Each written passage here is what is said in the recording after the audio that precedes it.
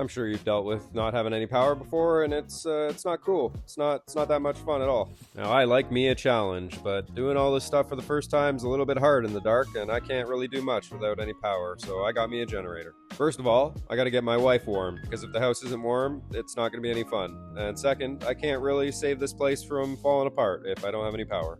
If you watch my stuff, you know that I've never had one of these before because I didn't grow up working with tools and I'm not used to doing this type of stuff. But I'm changing that one project at a time, building up my confidence and tackling whatever comes my way. We're rescuing this abandoned family property before it rots into the ground, and I've got to learn how to do everything that stops that from happening. So this was inevitable, right? I'm going to need one of these things eventually if I'm going to do all this work, and the power goes out more often. I got to get this thing down the hill and back around to the bottom of the property, and I'm using my snow scoop. It's working out. I got to carry this thing around this corner because if it goes over the edge, it's going to be a bad day.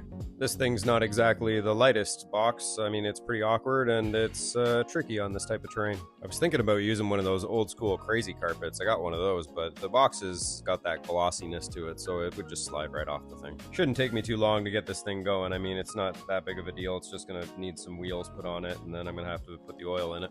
Thankfully, I got this done before the big storm came because, well, now we've got snow that's twice as deep as this box is tall. Anyway, step one done. We got it down to the back of the property, so let's just take this thing out and check out the manual and see what it's got to say. All this thing is just an engine in a cage on some wheels. It's not really that big of a deal. It's if you do your own oil changes, then like it's just basically a motor. You're gonna put oil in, and then you're gonna put gas in, and then you're gonna start it up. Yeah, but if you're ever putting anything together, the thing usually comes with a little cheat sheet called the instructions. I would recommend reading that. It can teach you a lot. Don't be getting all macho with the I don't need to read the instructions nonsense. Yeah, you do. You got to read them. Even if it seems simple, like I said, there's no harm in reading it because there's probably something in there that you didn't think about. Especially if you don't have any experience like me doing this before, then just read the damn thing. All right, so it's pretty easy like I thought. It's just got legs on one side and wheels on the other, so I'm just gonna organize the hardware and get this thing started. This is pretty sweet. It even came with its own little container of oil, so I don't have to use any of my stuff. And